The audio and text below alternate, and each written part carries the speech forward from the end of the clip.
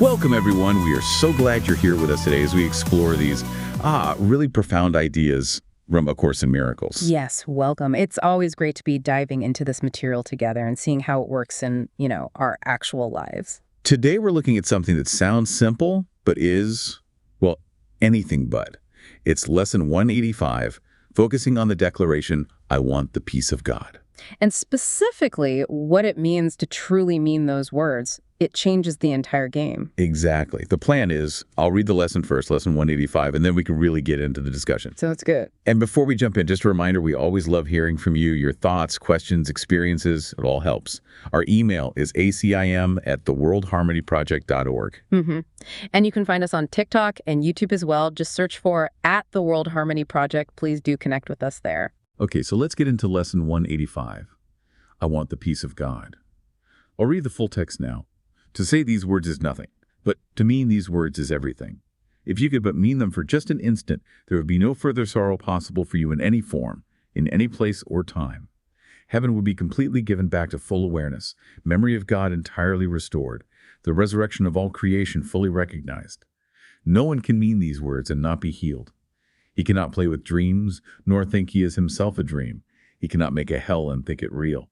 He wants the peace of God, and it is given him. For that is all he wants, and that is all he will receive. Many have said these words, but few indeed have meant them. You have but to look upon the world you see around you to be sure how very few they are. The world would be completely changed, should any two agree these words express the only thing they want. Two minds with one intent become so strong that what they will becomes the will of God. For minds can only join in truth. In dreams, no two can share the same intent. To each, the hero of the dream is different. The outcome wanted not the same for both. Loser and gainer merely shift about in changing patterns, as the ratio of gain to loss and loss to gain takes on a different aspect or another form. Yet compromise alone a dream can bring. Sometimes it takes the form of union, but only the form. The meaning must escape the dream, for compromising is the goal of dreaming. Minds cannot unite in dreams, they merely bargain. And what bargain can give them the peace of God? Illusions come to take his place. And what he means is lost to sleeping minds intent on compromise, each to his gain and to another's loss. To mean you want the peace of God is to renounce all dreams. For no one means these words who wants illusions, and who therefore seeks the means which bring illusions. He has looked on them and found them wanting. Now he seeks to go beyond them, recognizing that another dream would offer nothing more than all the others. Dreams are one to him, and he has learned their only difference is one of form, for one will bring the same despair and misery as do the rest. The mind, which means that all it wants is peace, must join with other minds, for that is how peace is obtained. And when the wish for peace is genuine, the means for finding it is given, in a form each mind that seeks for it in honesty can understand. Whatever form the lesson takes is planned for him in such a way that he cannot mistake it, if his asking is sincere. But if he asks without sincerity, there is no form in which the lesson will meet with acceptance and be truly learned. Let's today devote our practicing to recognizing that we really mean the words we say. We want the peace of God. This is no idle wish. These words do not request another dream be given us. They do not ask for compromise, nor try to make another bargain in the hope that there may yet be one that can succeed where all the rest have failed. To mean these words acknowledges illusions are in vain, requesting the eternal in the place of shifting dreams which seem to change in what they offer, but are one in nothingness. Today, devote your practice periods to careful searching of your mind, to find the dreams you cherish still. What do you ask for in your heart? Forget the words you use in making your requests.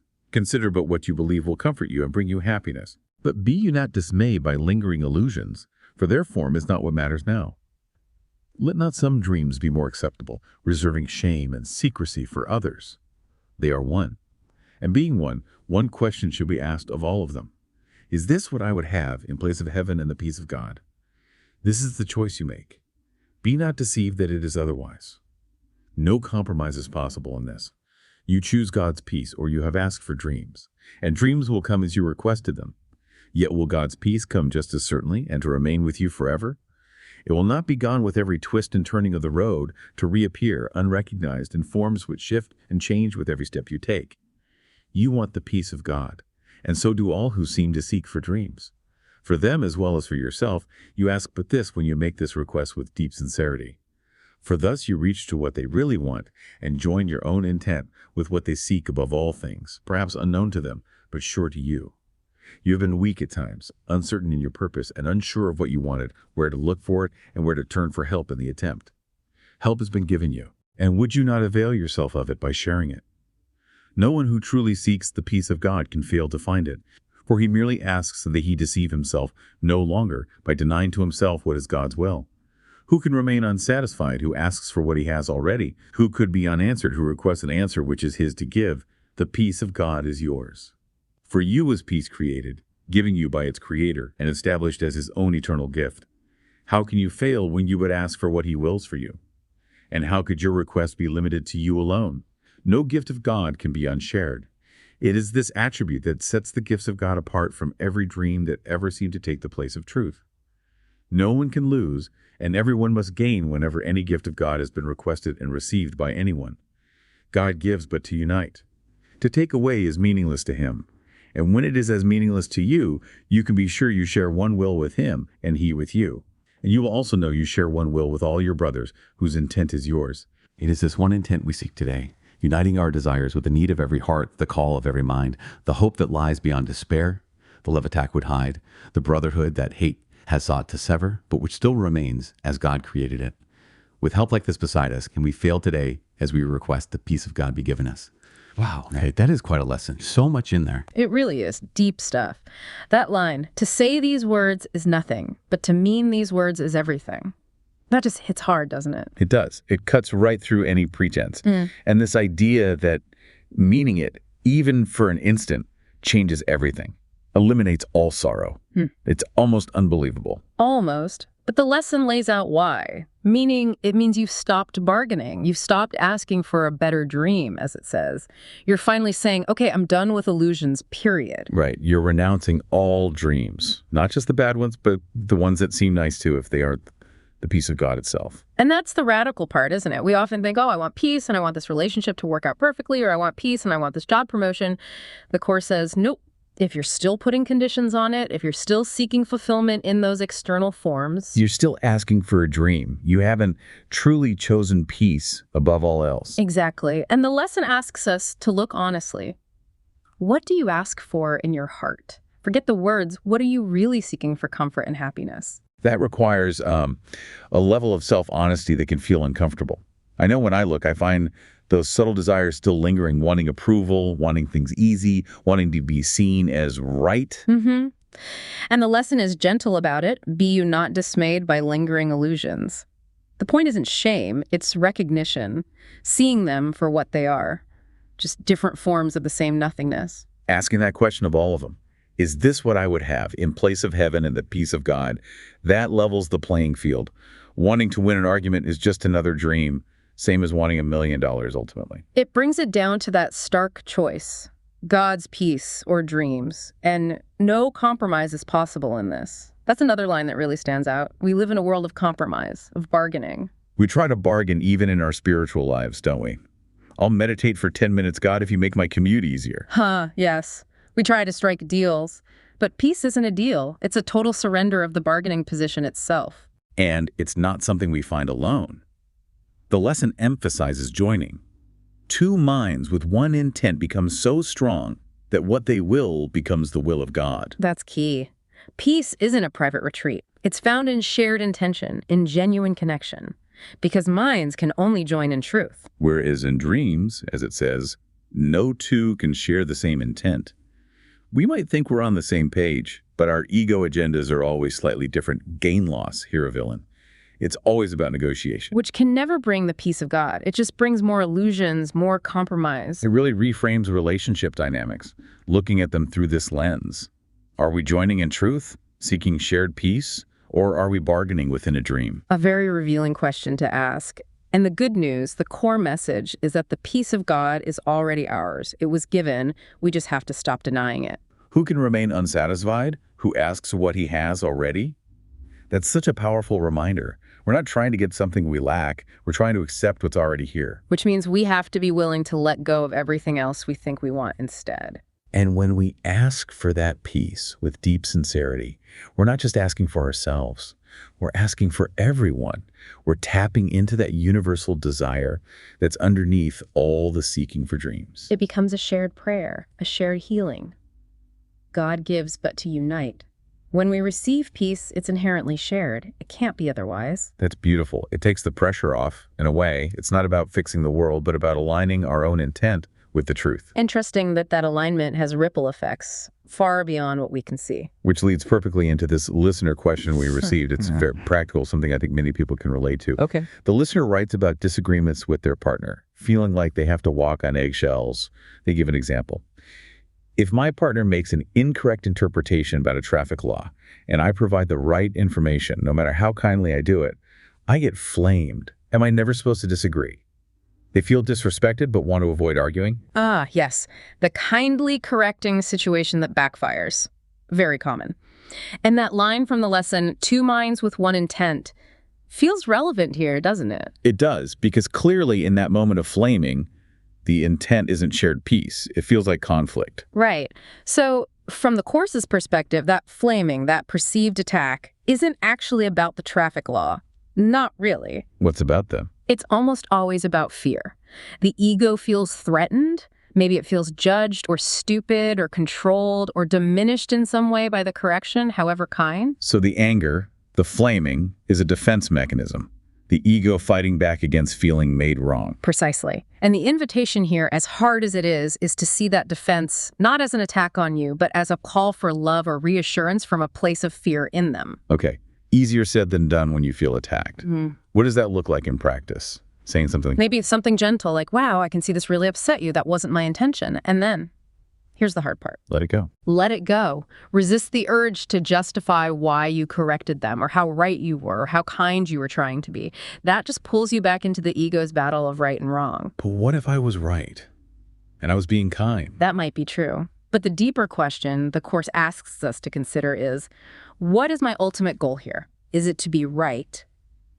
Or is it to have peace? That's the crux of it. From Lesson 185. Choosing peace over the dream of being right. And it also invites that honest self-reflection. Was my intention purely helpful, or was there even a tiny unconscious thread of I know better or wanting to fix them? Oof, yeah. That requires real honesty, not for guilt, but for awareness. Exactly, for growth. When your desire for the peace between you genuinely outweighs the need to win the point, the whole dynamic can shift. So practically, instead of just stating the correct fact, maybe asking differently. Perhaps. Maybe. I thought I remembered that differently. Would you be open to looking it up together sometime? Or acknowledging their perspective first? I hear what you're saying about that law, and I had a slightly different understanding. It shifts it from correction to collaboration, potentially. Or sometimes, and this is often the hardest choice, choosing not to say anything at all in that moment. Prioritizing the connection over the content. Is that being passive, though? Just letting misinformation stand? The Course would say peace isn't passivity, it's clarity. You ask yourself, is speaking up coming from love and a genuine desire for shared understanding? Or is it coming from my ego's need to be right, or from fear? Let love guide the action or non-action. Right. The Course says you need do nothing, which means don't act from ego compulsion or fear. Let the guidance come from that desire for peace. If love guides you to share the information collaboratively, great. Like your example, hey, I could be wrong, but maybe we could check. Exactly. It takes the charge out of it. And even then, if your partner ignores it and gets a ticket later, that's their path. They're learning. Your peace comes from your intent and your choice, not from controlling their response or outcome. That's a very different way to approach conflict. Focusing on my own internal choice for peace, above all else. It changes everything. And building on that, maybe we can outline a way to apply this lesson more broadly to ongoing conflicts, those sticky relationships maybe with a coworker or family member. Yeah, practical application. Let's do a sort of step-by-step based on the lesson. Step one could be that conscious declaration or reassessment. Okay. You consciously state, for that specific relationship, I want the peace of God. And you try to mean it. You look at what you think you're gaining from the conflict, feeling right, holding in a grievance, and acknowledge it's just an illusion, another dream. You recognize peace is the only real goal. And ask that question. Is holding on to this really bringing me happiness, or is it just despair in a different costume? Good. Then step two, identify your cherished dreams in the conflict. Right. Get specific. What exactly do you want within this conflict? Is it an apology? to prove them wrong, to feel superior, to play the victim, to avoid feeling vulnerable. List them out. And see them for what the lesson calls them: compromises, bargains that prevent real peace. Recognize they're all just forms of illusion, equally empty. Step 3, join minds in truth. This is crucial. It doesn't mean agreeing with their ego behavior. No, it means looking past the ego stuff in them and in you, and trying to connect with the deeper truth that underneath it all, they want peace too, just like you do. You shift your intent from winning the conflict to finding that shared ground of truth. Trusting that your sincere desire for peace somehow connects with theirs, even if they're acting out. Then step 4, receive the means for peace. The lesson promises that if your wish is genuine, the way will be shown. Be open to how that looks. It might be a sudden insight, a change in your own perception, an unexpected opportunity for calm dialogue, or just knowing what to do or say or not do or say. Don't dictate how peace must come. Just be receptive. Love that. And finally, step 5, embrace unshared gifts. Remember that peace, like all of God's gifts, can't be unshared. Yes. When you genuinely ask for and receive peace for yourself in that situation, the other person benefits too, automatically. It's not about taking anything away from them. It's about uniting. Wanting peace for yourself means wanting it for them too, because your peace is linked. It reinforces that shared will of God. Those steps really seem to capture the essence of applying this lesson actively. I think so. It's a framework for us and for you listening to work with. It's about consciously, actively choosing God's peace over those fleeting, ultimately empty dreams of conflict and separation. That's what opens the door to real healing. Absolutely. This lesson, I want the peace of God, it really feels like an invitation to just drop the struggle. Stop bargaining, stop negotiating with illusions, and just ask for what's already yours, already ours. And knowing you're not alone when you ask. You're joining with every heart, everywhere, that truly longs for peace, whether they know it or not. So the encouragement is to be gentle as you look at your own dreams, those things you're still holding on to. Look with curiosity, not judgment. And keep asking that powerful question. Is this what I would have in place of heaven and the peace of God? As an affirmation to carry with you, maybe especially in those difficult moments, try this.